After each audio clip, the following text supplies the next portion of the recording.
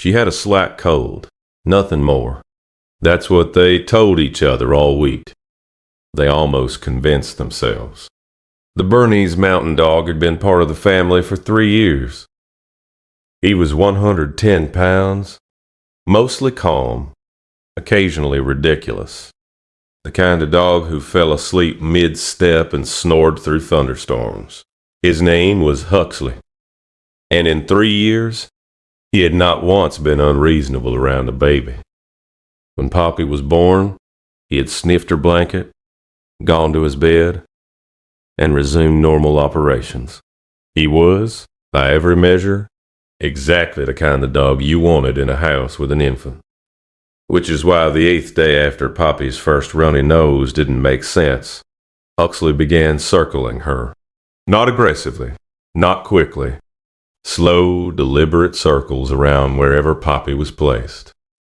If she was in the bouncer, he circled the bouncer. If she was on the play mat, he circled the mat. Poppy was 8 months old. Sitting up now with the uncertain wobble of an infant who had not quite figured out weight distribution, and she would track Huxley with her eyes as he moved around her, her expression one of wide-open curiosity. Her mother, Fern, found it charming for approximately 36 hours. Then Huxley added something new. When Poppy made sounds, not crying, just the normal vocalizations of a baby who was bored or content, Huxley would stop circling and lower his head toward her face. He'd hover there, inhaling 3, 4, 5 seconds. Then he'd circle again. Fern described it to her husband, Leo, on the 3rd day.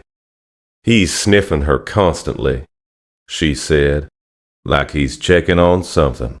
Leo was a high school chemistry teacher. He watched Huxley do it twice and said, "He's probably just curious about the cold, new smell. Dogs do that." This was a reasonable explanation. It was also wrong.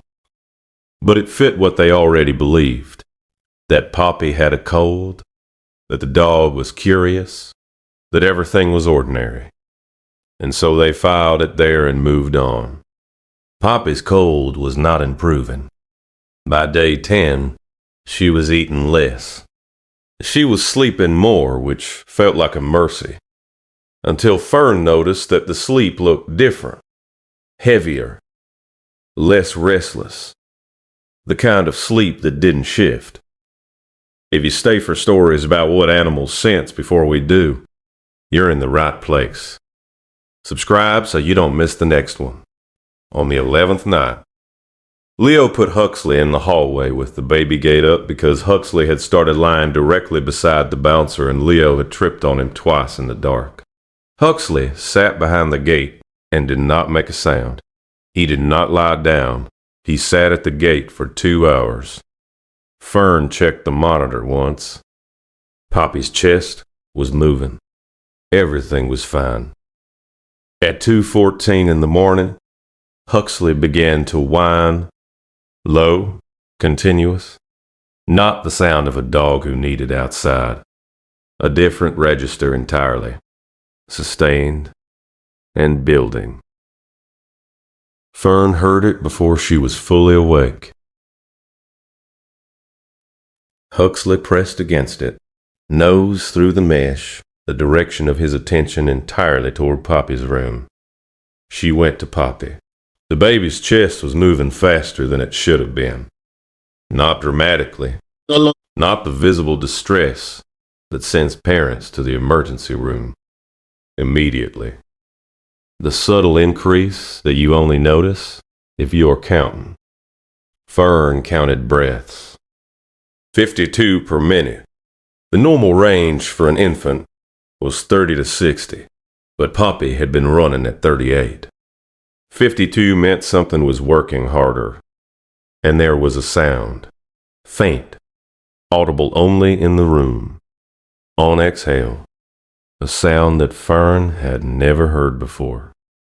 Small, a little wet. She woke Leo. He heard it too, They called the pediatric after-hours line. The nurse asked the right questions in the right order, and at the end said, "I need you to go to the emergency room now." Poppy was diagnosed with RSV bronchiolitis, respiratory syncytial virus, lower respiratory tract involvement, oxygen saturation on arrival at 91%, safe floor 95. At 91, supplemental oxygen is standard. At 88, intubation is considered. She had been dropping silently for 2 days. Has your dog ever done something around your baby that you couldn't explain at the time? Leave it in the comments. These stories deserve to be heard. Dr. Mara Solis, pediatric emergency attending, said something to Fern at 4 in the morning that she has not forgotten. The breathing change that precedes a significant drop in RSV bronchiolitis is extremely subtle. Most parents don't catch it. Whatever made you check her at 2 a.m.? Trust that.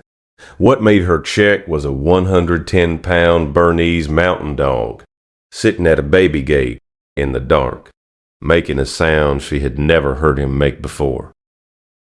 The circling, not anxiety. A dog tracking the respiratory rhythm of an infant whose breathing was changing day by day, in a way too gradual for a human ear to register, but well within the acoustic range a dog's hearing covers continuously. The head lowering toward Poppy's face, not curiosity. Listening to the quality of the exhale, the wet sound Fern heard at 2:14, Huxley had been detecting for 3 days. The sitting at the gate, not restlessness. A guardian waiting for the number to cross the line he'd been tracking.